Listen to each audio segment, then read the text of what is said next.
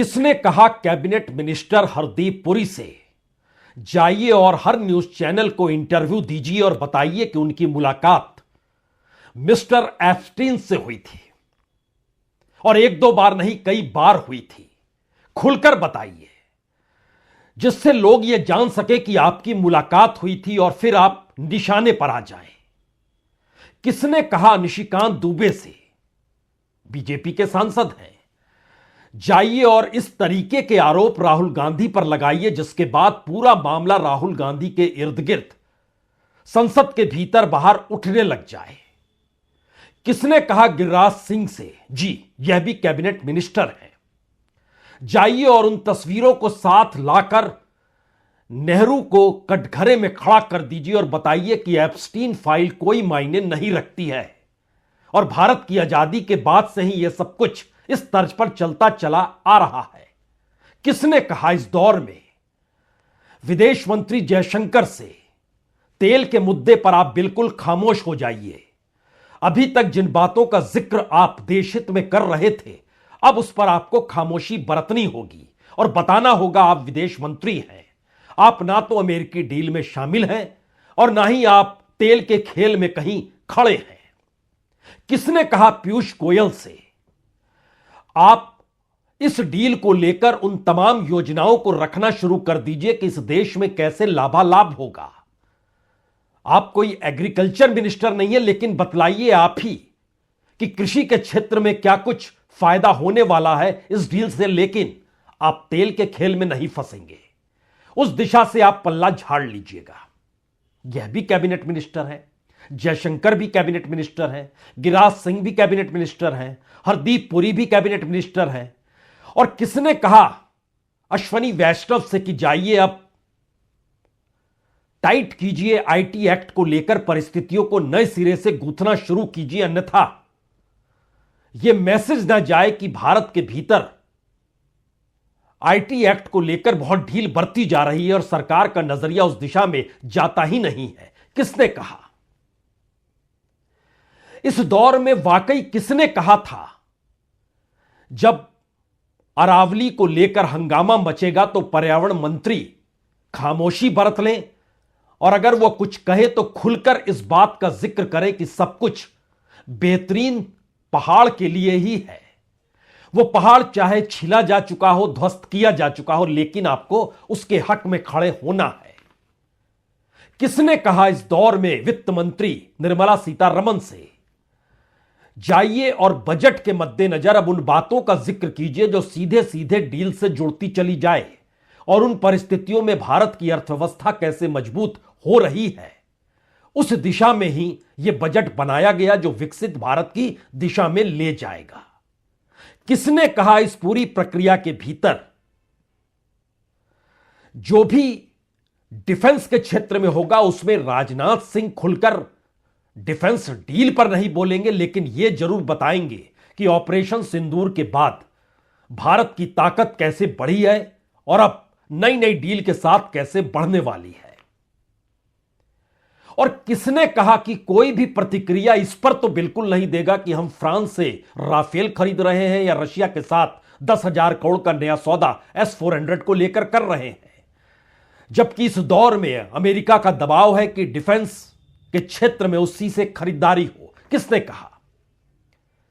अब आप सोच रहे होंगे कि कहता तो एक ही शख्स है और उसी शख्स के हिसाब से तमाम कैबिनेट मिनिस्टर्स चलते हैं। तो यहां से पहला सवाल शुरू होता है। इस भ्रम में ना रहिए कि हरदीप पुरी का इस्तीफा हो जाएगा। इस भ्रम में भी ना रहिए कि प्रधानमंत्री मोदी की कुर्सी खतरे में पड़ जाएगी। बिल्कुल कोई भ्रम ना पालिए। लेकिन जो अमेरिका के भीतर के फैक्ट्स एंड फिगर हैं जो बता रहे हैं उस फैक्ट शीट के जरिए कि भारत के हर क्षेत्र में भारत को अभी तक जो एक्सपोर्ट इंपोर्ट के खेल में लाभ हो रहा था उसमें भारत को आने वाले वक्त में कितना नुकसान उठाना है। और इतना ही नहीं, अमेरिका का रुख अब जिस तरीके से रशिया के साथ हो चला है और रशिया का रुख जिस तरीके से अमेरिका के साथ खड़ा हो चला है, उसमें 24 घंटे पहले एक रिपोर्ट ब्लूमबर्ग ने भी यह कहकर चौंका डाली कि दरअसल अब डॉलर को लेकर रशिया को कोई आपत्ति नहीं है। वो तमाम डील डॉलर के तहत ही करेगा और अमेरिका और रशिया कमोवेश एक ही मंच पर एक साथ खड़े हैं। जहां आने वाले वक्त में आपको हो सकता है यूक्रेन के भीतर कोई पपेट दिखाई देने लग जाए और जिस जमीन पर कब्जा रशिया ने किया है वो जमीन उसी के हवाले हो जाए, यानी बिल्कुल नई परिस्थितियों में जो भी सोच रहा है वह सोचना बंद कर दे। लेकिन सवाल भारत के भीतर का इसलिए महत्वपूर्ण है, क्या किसी भी मंत्री की इतनी ताकत नहीं है कि वो अपने हिसाब से अपने मंत्रालय को चला भी सके, या फिर काबिलियत नहीं है? और अगर ताकत और काबिलियत से इतर जाएंगे तो फिर उनकी पहचान ही क्या है? कैबिनेट मिनिस्टर्स का जब हम जिक्र कर रहे हैं और हमने शुरू में कह दिया कि मत भ्रम में रहिए कि हरदीप पुरी का इस्तीफा हो जाएगा,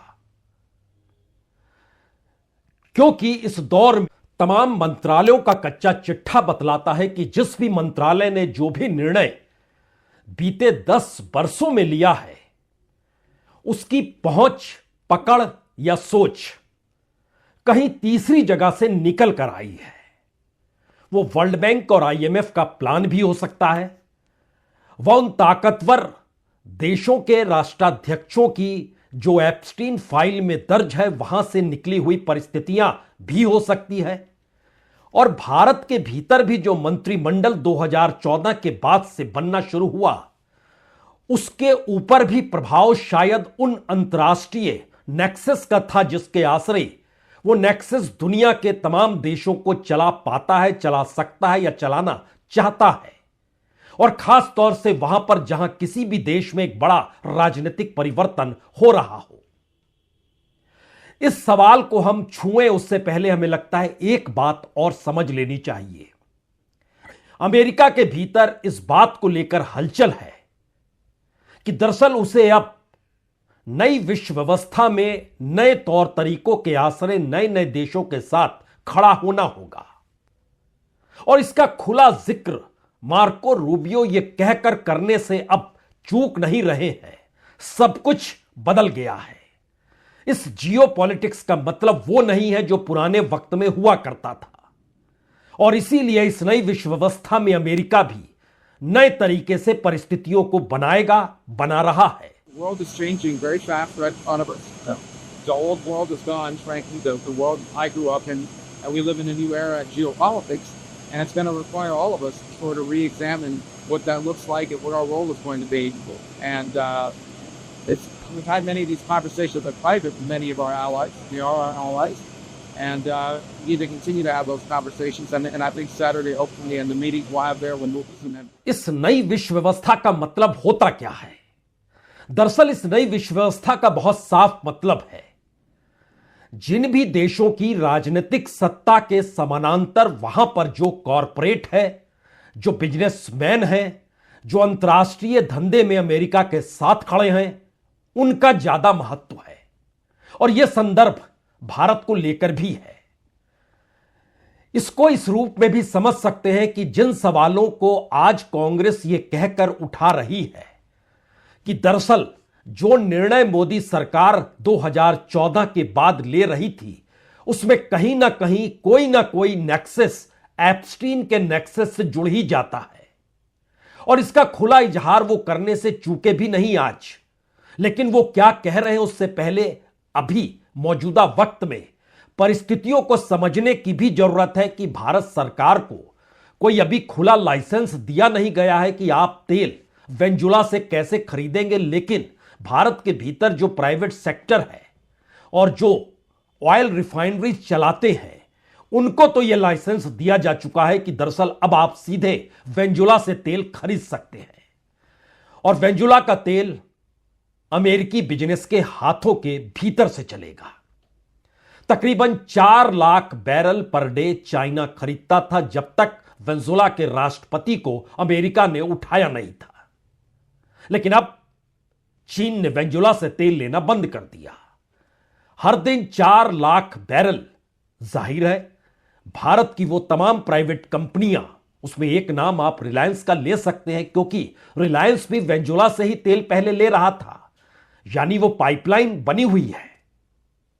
उस दौर में प्रतिबंध लगे वेंजुला पर, तो फिर बंद कर दिया गया भारत के प्राइवेट सेक्टर्स के जरिए भी जो वेंजुला से तेल ले रहे थे। भारत सरकार ने भी बंद कर दिया 2019 के बाद। दो मतलब है। पहला मतलब तो यह है, जब तक राजनीतिक सत्ता की जरूरत हो, उसके ऊपर वर्ल्ड बैंक और आईएमएफ की नीतियों के आश्रय दबाव बनाया जा सकता है, काम करवाया जा सकता है, जो कि अभी तक हो रहा था। लेकिन अब अमेरिका एक नए युग में प्रवेश कर चुका है और सबको उस नए युग में प्रवेश कराना चाहता है। तो बीते 10-11 वर्षों में जो बिजनेस था, उसके ऊपर अगर पॉलिटिक्स निर्भर हो गई, तो फिर किसी पॉलिटिशियंस की क्या जरूरत है। सीधे बिजनेस के आश्रय ही हर देश की इकोनॉमी को साध लिया जाए। और जब इकोनॉमी को साधना इस लिहाज से है, तो ऐसे में हर उस देश के बड़े कॉरपोरेट हाउसेस को अपने हिसाब से चलाने में क्या दिक्कत होगी। तो क्या भारत के भीतर जो सवाल आज कांग्रेस उठा रही है, हमें लगता है, सुन लीजिए। 13 नवंबर 2014 को रीड हॉफमैन को एप्स्टीन ने एक मेल भेजा, जिसमें वो डिजिटल इंडिया के बारे में जानकारी दे रहे थे। तारीख याद रखना, 13 नवंबर 2014। डिजिटल इंडिया शुरू कब हुआ, अनाउंस कब हुआ, वो डेट भी देख लीजिए जरा। डिजिटल इंडिया जुलाई 2015 में शुरू हुआ, यानी कि एप्स्टीन को भारत के नागरिकों से पहले डिजिटल इंडिया की जानकारी हमारे बाबू हरदीप पुरी दे रहे थे। यानी कांग्रेस कह रही है कि डिजिटल इंडिया नवंबर 2014 में ही उस नेक्सस के हाथ में रखा जा चुका था, जिसको जुलाई 2015 में भारत में लागू करवाया गया। अगर इस नजरिए से समझे तो भारत के भीतर दर्जनों ऐसे प्रोजेक्ट आपको इस वक्त दिखाई दे जाएंगे, जो कि वर्ल्ड बैंक और आईएमएफ की पॉलिसी के तहत गरीब और विकासशील देशों में क्या क्या लागू करवाना है और उन्हें कितना कर्ज देना है और उस कर्ज के आश्रय उनकी पॉलिसी को कैसे चलाना है, यह सब कुछ आपको मिल जाएगा। बहुत मशक्कत की जरूरत नहीं है, यह सब वर्ल्ड बैंक और आईएमएफ के तमाम साइट्स पर मौजूद है, जो खास तौर से भारत को लेकर उनके जहन में जो वर्ल्ड व्यू नजर आता है कि भारत जैसे विकासशील देशों को लेकर नजरिया क्या होना चाहिए।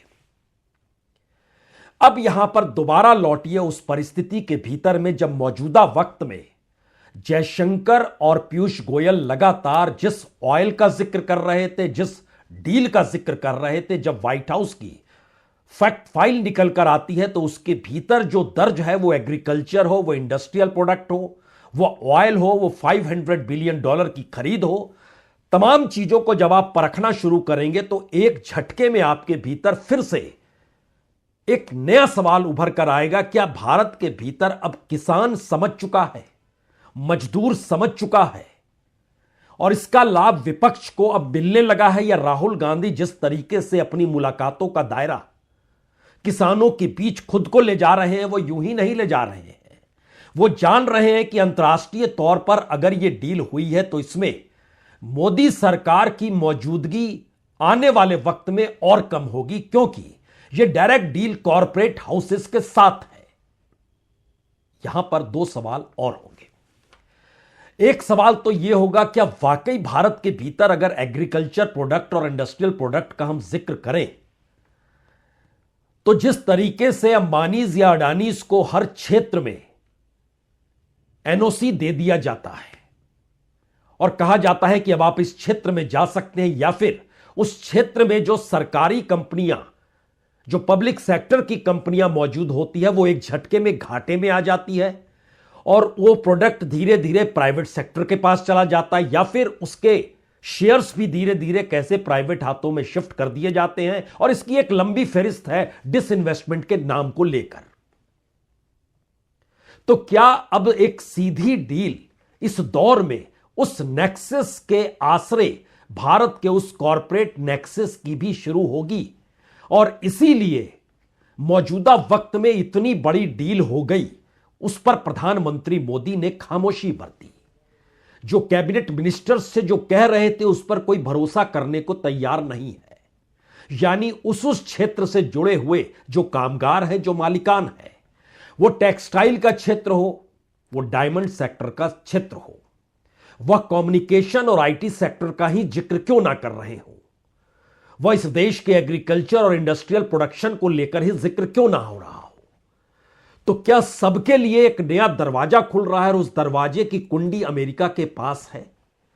या फिर अमेरिका जिस नई विश्व व्यवस्था में नए तरीके से चीजों को सहेजना चाहता है, उसमें अब उसे भारत की जरूरत सिर्फ और सिर्फ यहां के कॉरपोरेट हाउसेस को किस दिशा में ले जाना है, उस नेक्सस को बांधने की है? तो फिर हरदीप पुरी के इस्तीफे का जिक्र क्यों और प्रधानमंत्री की कुर्सी पर खतरे का जिक्र क्यों? यह सवाल तो एक झटके में पावर शिफ्ट का है।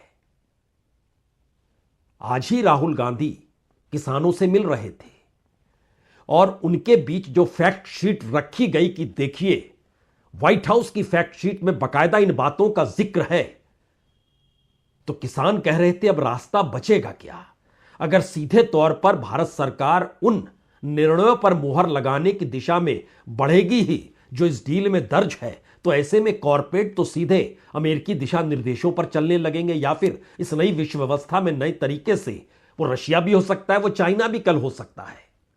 तो ऐसे में मौजूदा वक्त में वो क्या करें? जो बैठक हो रही थी, जो फैक्ट शीट में जिन डॉक्यूमेंट्स का जिक्र हो रहा था, देख लीजिए।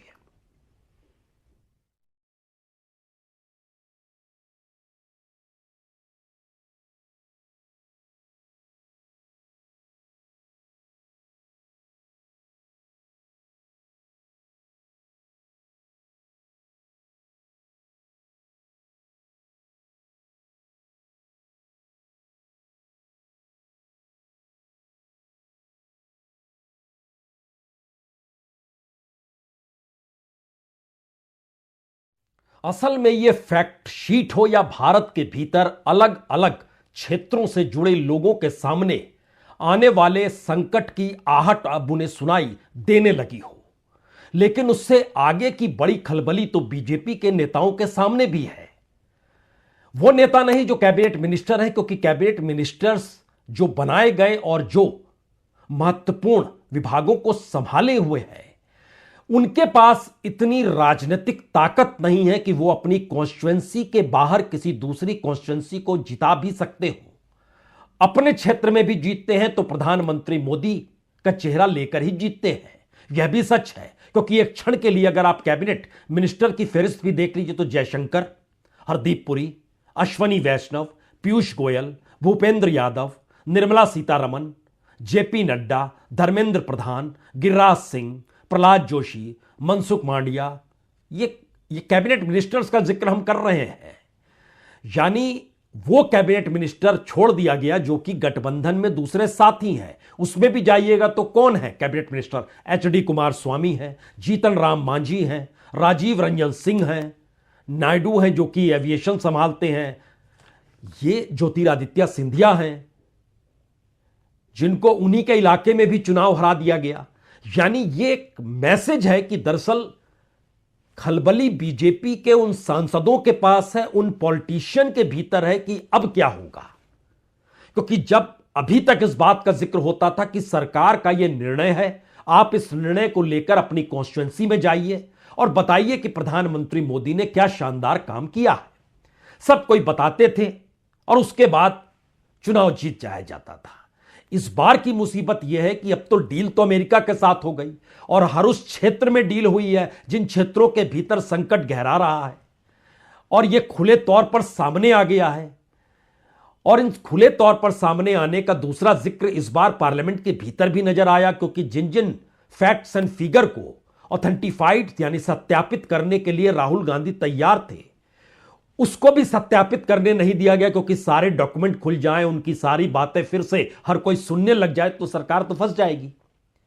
तो नया सवाल अब उन नेताओं के भीतर है कि अब कमोवेश हर क्षेत्र के भीतर जो समझौते हो रहे हैं वो चाहे तेल का क्षेत्र हो, चाहे एग्रीकल्चर प्रोडक्ट्स का जिक्र हो, चाहे इंडस्ट्रियल प्रोडक्ट्स का जिक्र हो, चाहे वो आर्टिफिशियल इंटेलिजेंस के क्षेत्र में ही क्यों ना हो। और इस परिस्थिति के भीतर जो एप्स्टीन फाइल का भी जिक्र हो गया और लोग कहने लगे कि हरदीप पुरी को तो इस्तीफा दे देना चाहिए, लेकिन सवाल है, उनको कहा गया कि आप सब कुछ बताइए और खुलकर बताइए जिससे एप्स्टीन फाइल और हरदीप पुरी ही इस देश को दिखाई दे। जिस तरीके से पीयूष गोयल को लेकर दिखाई दे कि यहां किस किस क्षेत्र में कौन कौन से समझौते हुए हैं, जिस तरीके से रूस, चीन और अमेरिका के भीतर फंसी हुई कूटनीति में सिर्फ जयशंकर दिखाई दे, यानी प्रधानमंत्री मोदी कहीं दिखाई नहीं दे, तो प्रधानमंत्री मोदी किसी का भी इस्तीफा कैसे ले लेंगे? क्योंकि इस्तीफा लेने की शुरुआत होगी तो जयशंकर का लिया जा सकता है, अश्वनी वैष्णव का लिया जा सकता था, पीयूष गोयल का है, हरदीप पुरी तो फिर से आ गए सामने, भूपेंद्र यादव हैं, निर्मला सीतारमण है जो फाइनेंस मिनिस्टर है, धर्मेंद्र प्रधान है एजुकेशन के क्षेत्र में जो कुछ हुआ, गिरिराज सिंह है, प्रहलाद जोशी हैं, मनसुख किस किस का आप लेंगे, कैसे कैसे लेंगे? और सहयोगियों भी इस दायरे में आकर खड़े हो जाएंगे, वो चाहे एविएशन मंत्रालय का चक्कर हो, जहां पर जिस लिहाज से स्ट्राइक हुई और जो घाटा लोगों को हुआ, उनके भीतर अभी भी सवाल है, इस देश को चला कौन रहा है? और जब चलाने की परिस्थितियां अब खुले तौर पर कॉन्ट्रैक्ट के जरिए दूसरे देशों के साथ आर्थिक संबंध बनाने की दिशा में जा चुकी है, बढ़ चुकी है, और उसको पूरे विपक्ष ने थाम लिया है, तो बीजेपी के सांसद अपनी कॉन्स्टिट्यूंसी में जाकर क्या कहेंगे? यह फैसला प्रधानमंत्री मोदी का है या अमेरिकी राष्ट्रपति ट्रंप का है, या दोनों देशों के बीच हुई नई ट्रेड डील का है जो असर पड़ने वाला है?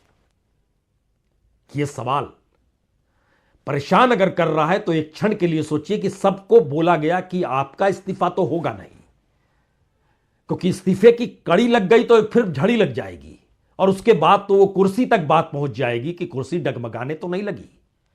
तो सब बातों को अपने इर्द गिर्द लेते चले जाइए। इसलिए ध्यान दीजिए हरदीप पुरी क्या कह रहे हैं, पीयूष गोयल क्या कह रहे हैं, सुन लीजिए। This is minimal interaction. But if your answer is, in 2008 in 2008 he pled guilty, yes, for a charge that he was soliciting the favors of a woman who was underage. That was it. The rest of the stories got to be known much later. But believe me, many of us had doubts on Dear farmer brothers and sisters, Rahul Gandhi ji is a habitual liar. He has no concern for Mahabharat or the well-being of our farmers and youth. यानी देश बिका नहीं है, लेकिन देश की door चलाने के लिए क्या किसी दूसरे के हाथों में इस दौर में तमाम पॉलिसी के तहत सौंप दी गई और वो आखिरी कील ट्रेड डील के जरिए ठोकी जा चुकी है। क्योंकि अगर उसके रिपकल्शंस को आप देखें भारत के शेयर बाजार के भीतर भी आज क्या हुआ। 18 तारीख से दिल्ली में आर्टिफिशियल इंटेलिजेंस को लेकर अंतर्राष्ट्रीय सेमिनार होने वाले हैं जिसमें दुनिया के कई राष्ट्राध्यक्ष मौजूद होंगे। लूला भी आ रहे हैं ब्राजील के। अगला सवाल यह है कि आर्टिफिशियल इंटेलिजेंस पर ही पूरी की पूरी हमारी आईटी इंडस्ट्री टिकी हुई है और यह चर्चा कल से चल रही थी कि दरअसल आर्टिफिशियल इंटेलिजेंस को लेकर जो दुनिया भर के भीतर बवाल मचा हुआ है उसमें भारत सबसे बड़ा सर्विस सेक्टर आईटी सेक्टर के जरिए ही चलाता है। लेकिन एक झटके में जो एंथ्रोपिक की एआई तकनीक ने पूरे सेक्टर की नींद इस तर्ज पे उड़ा दी कि एक झटके में आईटी शेयर $50 बिलियन तक उसमें गिरावट आ गई। यानी भारत के भीतर लगभग $283 बिलियन का पूरा आईटी सर्विस इंडस्ट्री है। इस पे आने वाले वक्त में कैसे चोट होने वाली है, कोई नजरिया अश्वनी वैष्णव का साफ नहीं है। सरकार की तरफ से खामोशी बरती गई। तो आप इस्तीफा एप्स्टीन फाइल पे लेंगे, ट्रेड डील पर लेंगे, देश की इकोनॉमी ना संभाल पाने को लेकर लेंगे, एग्रीकल्चर मिनिस्ट्री का लेंगे, किसका लेंगे? और जब उसको चलाने के लिए एक पीएमओ मौजूद है जो आज एक नई इमारत में तब्दील हो गया जिसका नाम सेवा तीर्थ रख दिया गया। जिक्र तो नागरिकों की सेवा का है लेकिन जिक्र यहां पर कॉरपोरेट से होते होते अंतर्राष्ट्रीय नेक्सस की दिशा में चीजें चली जब गई तो फिर पुरानी फाइलें खोली जाने लगी कि दरअसल यह खेल तो क्या बीते 10 साल से इस देश में हर पॉलिसी के तहत चल रहा है। आज शेयर बाजार में लगभग 7.5 लाख करोड़ रुपए निवेशकों के डूब गए। जिम्मेदारी कोई लेगा नहीं और ना ही भारत का कोई मंत्री कैबिनेट मिनिस्टर्स अपने डिपार्टमेंट के तहत यह कहने की स्थिति में आएगा कि दरअसल हमें अब क्या करना है, किस दिशा में जाना है, कौन सी पॉलिसी बननी चाहिए। बिल्कुल नहीं। सिर्फ 3 सवाल बड़े महत्वपूर्ण हैं। पहला सवाल तो यह है, क्या इस दौर में एक भी इस्तीफा इस देश में सीधे प्रधानमंत्री कुर्सी की नींव को हिला देगा? इसीलिए कोई इस्तीफा कभी लिया ही नहीं गया।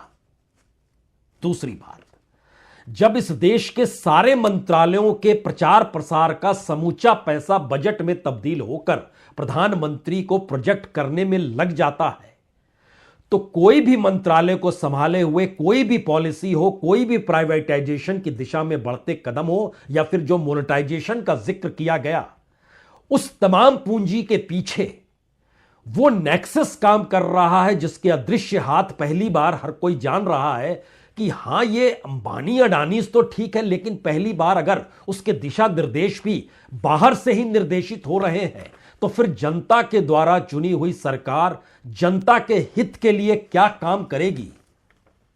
क्या यह सवाल अब गायब हो गया है? और इससे जुड़ा हुआ जो आखिरी महत्वपूर्ण सवाल है, क्या इस पूरी प्रक्रिया के भीतर अब अपनी साख बचाने के लिए मौजूदा राजनीति को सिर्फ चुनाव जीतना ही जब महत्वपूर्ण हो गया तो पूरी सरकार जो सत्ता में है वो इसी में लगी रही कि दरअसल हमें चुनाव जीतना है जिससे अंतर्राष्ट्रीय मैसेज ये जाए, काम तो आपके अनुकूल होगा लेकिन रास्ता हम ही बनाएंगे और हमारे अलावे कोई दूसरा रास्ता बना नहीं पाएगा। तो क्या इसीलिए पहली बार पार्लियामेंट के भीतर राहुल गांधी मोदी से नहीं ट्रंप से लड़ते हुए नजर आए? उस अंतर्राष्ट्रीय नेक्सस को उभारने की कोशिश में लगे रहे जहां पर यह मैसेज बड़ा हो जाए कि भारत की मौजूदा राजनीतिक सत्ता जो है वो वजीर नहीं एक प्यादे में तब्दील हो गई है क्या? शायद बीते 3-4 दिनों में जो कुछ हुआ पार्लियामेंट के भीतर अगर उसकी हकीकत को समझें तो यह मैसेज बहुत साफ है कि इस देश के भीतर बनने वाली नीतियों के पीछे कौन कहां पर कब कैसे खड़ा था और इसकी शुरुआत 2014 से ही कैसे हो गई थी और मौजूदा वक्त में भी वो कैसे चलती चली आ रही है। यानी इस इकोनॉमिक नेक्सस